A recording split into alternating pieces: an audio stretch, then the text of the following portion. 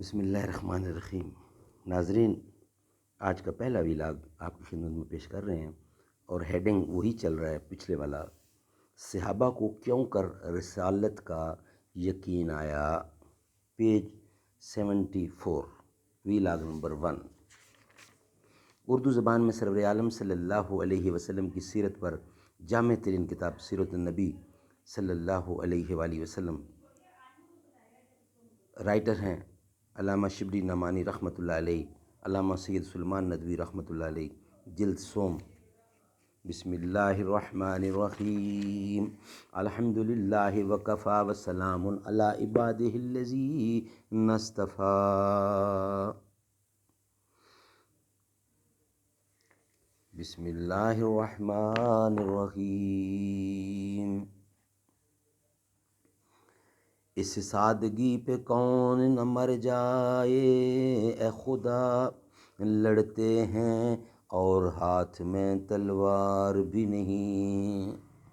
اس سادگی پہ کون نہ مر جائے، اے خدا لڑتے ہیں اور ہاتھ میں تلوار بھی نہیں۔ آخر اس کے کیا اسباب تھے اور کیوں کر ان کو محمد مصطفیٰ کی رسالت و صداقت کا یقین آیا؟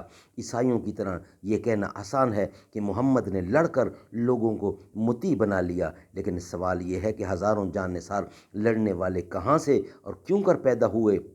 ان کو کس نے لڑ کر مطیع بنا لیا؟ اب اگر اسلام لانے والوں کے اسباب پر غور کیجئے تو معلوم ہوگا کہ سب کے اسلام لانے کا ایک ہی سبب نہ تھا۔ سینکڑوں ہزاروں آدمی ایک متحد نتیجہ کا یقین رکھتے ہیں، لیکن ان کے یقین کے اسباب و علل کی تلاش کیجئے تو معلوم ہوگا کہ ان میں سے ہر ایک کے یقین کے اسباب و علل اور اذعان کے طریق اور ذریعے مختلف ہیں۔ ہزاروں صحابہ نے آپ کی نبوت کی تصدیق کی، آپ کی رسالت پر ایمان لائے، آپ کی صداقت پر یقین کیا، مگر یہ تصدیق، یہ ایمان اور یہ یقین کسی ایک سبب کا نتیجہ نہ تھا۔ اس سے معلوم ہوا کہ صرف معجزہ ہی نبوت کی دلیل نہیں ہے، بلکہ ہر طبیعت صالح اور قلب سلیم کے لیے پیغمبر کی صداقت کی مختلف دلیلیں مؤثر اور کارگر ہوتی ہیں۔ سبحان اللہ۔ ناظرین، یہ تھا آج کا پہلا ویلاگ جو آپ کی خدمت میں ہم نے پیش کیا۔